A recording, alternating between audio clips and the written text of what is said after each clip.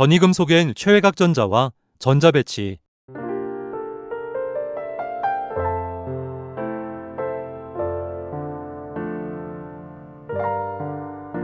일족과 이족의 전형원소 금속 예를 들면 나트륨, 마그네슘, 칼륨, 칼슘과 같은 원소들은 최외각전자가 1족의 경우 1개며 2족의 경우 2개로서 자신이 가지고 있는 최외각전자의 수가 곧 자신의 이온 전하수이며 그보다 더 이상 많은 전자를 잃을 수 없습니다.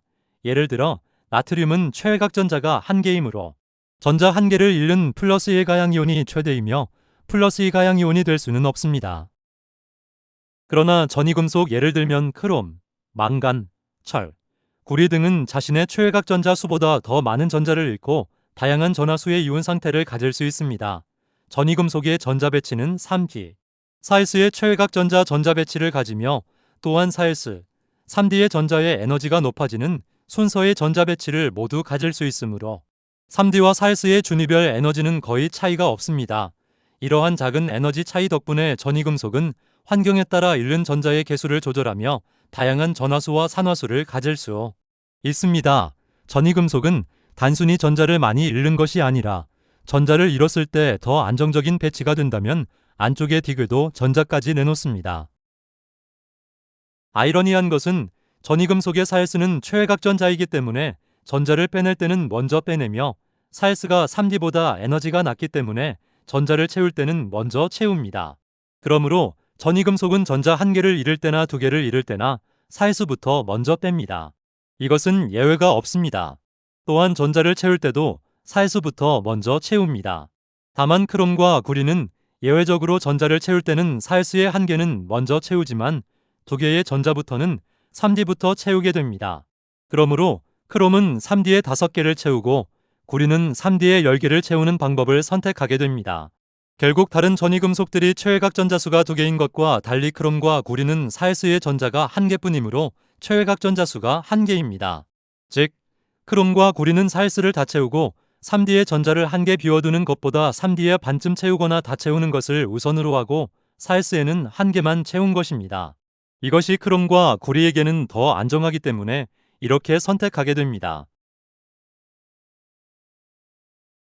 이러한 전자 배치의 유연성 때문에 전이금속은 다양한 색깔을 가집니다. 이러한 이유는 3D 전자의 오비탈 사이의 갈라짐 때문입니다.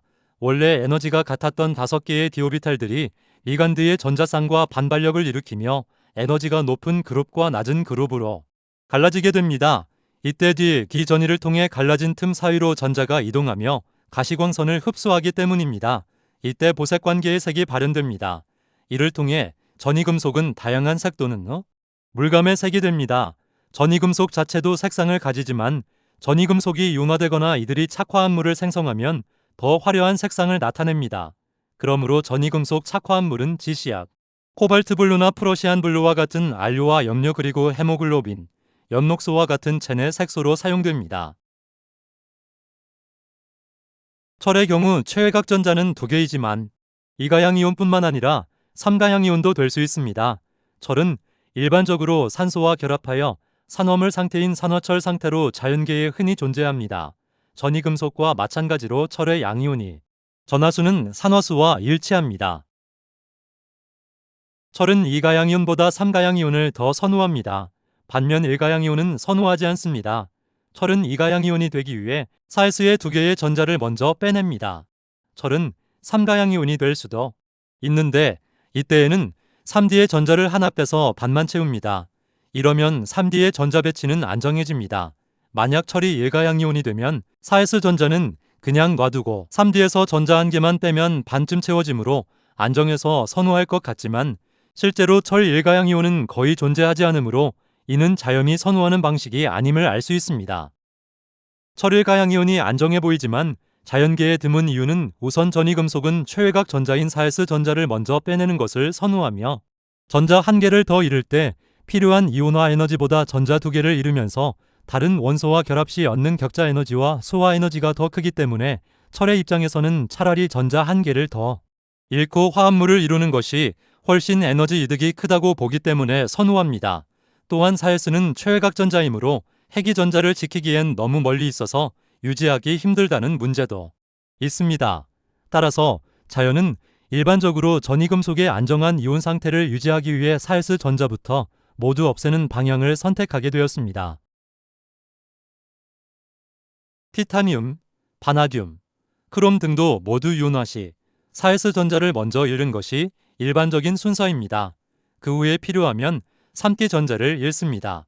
특히 티타늄, 바나듐은 사이스와 3D의 전자를 모두 없애고 아르곤의 전자 배치를 갖는 것을 선호합니다. 각각 전자를 4개와 5개씩이나 잃는 것은 많은 이온화 에너지가 요구되지만 안정한 아르곤의 전자 배치를 얻을 수 있고 무엇보다도 쿨롱의 법칙에 따라 전자를 많이 잃을수록 더 강력한 사가와 오가의 양이온이 되어 주변 원소와 강하게 결합하여 화합물을 만들 수 있기 때문입니다. 전이금속들은 자연히 방향성에 의해 손해를 보는 경우는 없기 때문에 전략적인 투자가 되는 셈입니다.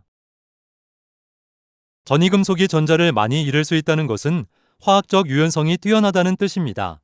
만약 전이금속이 오직 하나의 전화수와 산화수만 가졌다면 우리 몸속의 대사작용이나 현대의 복잡한 화학 공정과 호전자에 의한 자성, 안료, 배터리, 첨단 합금 그리고 촉매로서의 기능은 불가능했을 것입니다. 전이금속의 유연한 전자 배치로 인해서 일반적인 원소들이 8전자 규칙을 따른다면 전이금속은 18전자 규칙을 따릅니다. 게다가 전이금속은 8전자 규칙보다 18전자 규칙을 더 따르므로 18전자 규칙은 전이금속의 전유물과도 같습니다. 전이금속은 S, P, D 오리타를 모두 채우는 것을 선호합니다.